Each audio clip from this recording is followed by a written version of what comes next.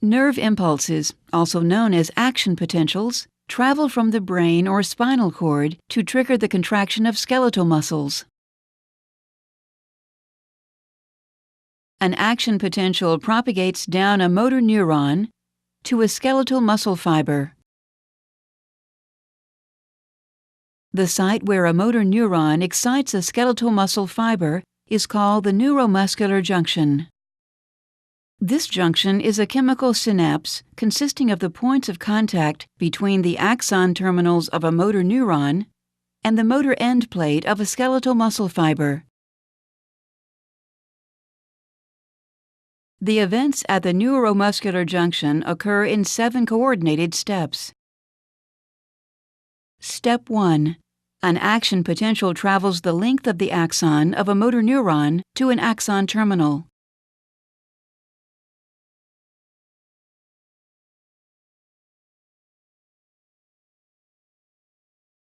Step 2.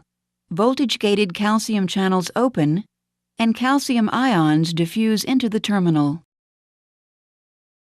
Step 3. Calcium entry causes synaptic vesicles to release acetylcholine via exocytosis.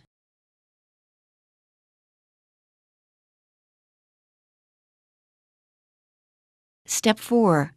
Acetylcholine diffuses across the synaptic cleft and binds to acetylcholine receptors, which contain ligand-gated cation channels. Step 5. These ligand-gated cation channels open. Step 6. Sodium ions, shown here in red, enter the muscle fiber, and potassium ions, shown here in blue, exit the muscle fiber. The greater inward flux of sodium ions relative to the outward flux of potassium ions causes the membrane potential to become less negative. Step 7. Once the membrane potential reaches a threshold value, an action potential propagates along the sarcolemma. Neural transmission to a muscle fiber ceases when acetylcholine is removed from the synaptic cleft. This removal occurs in 2 ways. 1. Acetylcholine diffuses away from the synapse. 2.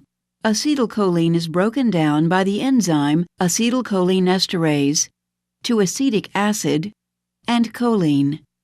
Choline is then transported into the axon terminal for the resynthesis of acetylcholine.